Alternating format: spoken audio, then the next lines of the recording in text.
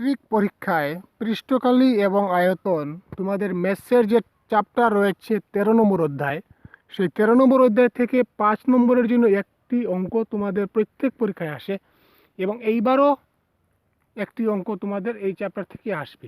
আজ আমি এই ভিডিওতে মাত্র হাতে গোনা 4টি বা 5টি অঙ্ক তোমাদের দেখিয়ে দেব। যে 4টি বা 5টি অঙ্ক তোমরা যদি ভালো মতো দেখে নিতে পারো তাহলে তোমাদের পরীক্ষায় 5 মার্ক কমন তোমরা পাবে। তাই তোমরা ভিডিওটি শেষ পর্যন্ত দেখতে থাকো। মাত্র 4টি বা 5টি অঙ্ক, বারবার বলছি, মাত্র 4টি বা 5টি অঙ্ক তোমাদের আজ আমি দেখিয়ে দেব। যে কোন 4-5টি অঙ্ক তোমরা যদি ভালো করে দেখে নিতে পারো তাহলে তোমরা এই আগন্তুক মেট্রিক পরীক্ষায় তোমরা ভালো নম্বর ক্যারি করতে পারবে। একটি অঙ্ক আসবে সেই চ্যাপ্টার থেকে মাত্র, এবং সেখানে 5 নম্বর তোমাদের পুরো দেওয়া হবে। দেখতে থাকো।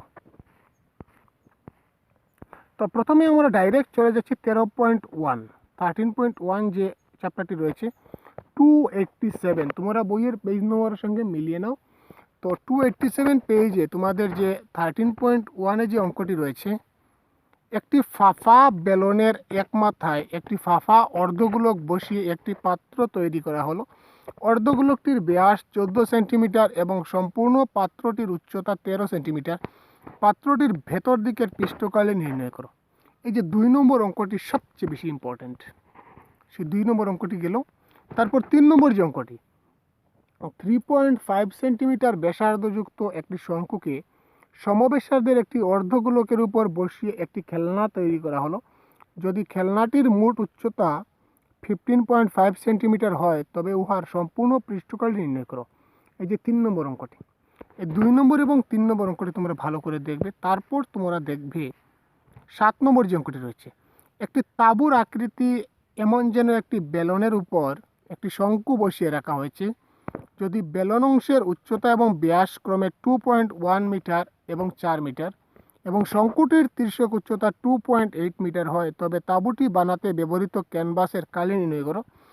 প্রতি বর্গমিটার ক্যানভাসের মূল্য যদি 500 টাকা হয় তাহলে তাঁবুটিতে ব্যবহৃত ক্যানভাসের টোটাল মূল্য কত?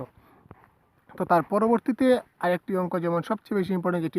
তার আগে তোমাদের একটি কথা বলে রাখি যে এই সহজগুরু চ্যানেলে আমি প্রতিনিয়ত তোমাদের সেই মোস্ট ইম্পর্টেন্ট কমন কোয়েশ্চন নিয়ে প্রতিটি সাবজেক্টের উপর আমি ভিডিও তৈরি করে সেই চ্যানেলে আমি আপলোড করছি।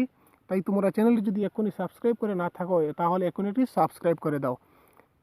এবং তোমরা যদি অন্যান্য বিষয়ের উপর ভিডিও দেখতে চাও তো তাহলে তোমরা সেই চ্যানেলে গিয়ে সেই ভিডিওগুলি ভালো করে দেখে নিতে পারো। তোমাদের পরীক্ষায় ভালো নম্বর সেখান থেকেও তোমরা ক্যারি করতে পারবে। তো তার পরবর্তী যে 8 নম্বর যে অঙ্কটি রয়েছে, 2.4 সেন্টিমিটার উচ্চতা 1.4 সেন্টিমিটার ব্যাস বিশিষ্ট একটি নিরেট বেলনে একই উচ্চতা ও ব্যাসের একটি শঙ্কু আকৃতির গর্ত খোঁড়া হলো। অবশিষ্ট অংশটির সম্পূর্ণ পৃষ্ঠকালি নির্ণয় করো। এই অঙ্কটি তোমরা দেখতে পারো। তারপর আমরা চলে যাচ্ছি এবার 13.2 পেজ নম্বর 290। 13.2 এর মধ্যে আমার কাছে যে অঙ্কটি সবচেয়ে বেশি ইম্পর্টেন্ট মনে হলো সেগুলি তোমাদের দিচ্ছি। যে 6 নম্বর যে অঙ্কটি রয়েছে তোমরা দেখতে পাচ্ছ, নাম্বার 6, 220 সেন্টিমিটার উচ্চতা এবং 24 সেন্টিমিটার ব্যাসের বেলনাকৃতি একটি নিরেট লোহার খুঁটির মাথায় 60 সেন্টিমিটার উচ্চ এবং 8 সেন্টিমিটার ব্যাসের আরেকটি বেলনাকৃতির অংশ বসানো হয়েছে। যদি প্রতি ঘন সেন্টিমিটার অর্থাৎ 1 সেন্টিমিটার কিউব লোহার ভর 8 গ্রাম হয় তবে সম্পূর্ণ খুঁটিটির ভর নির্ণয় করো।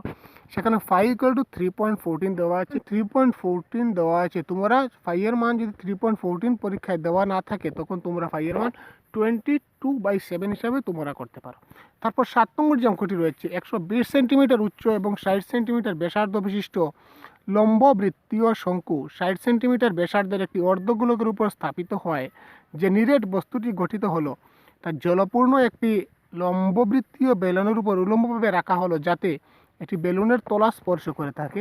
যদি বেলনটির উচ্চতা 160 সেন্টিমিটার এবং ব্যাসার্ধ 60 সেন্টিমিটার হয় তবে বেলনটিতে অবশিষ্ট জলের আয়তন নির্ণয় করো। এই অঙ্কটি তোমরা অতিরিক্ত অঙ্ক হিসাবে তোমরা দেখে নিতে পারো।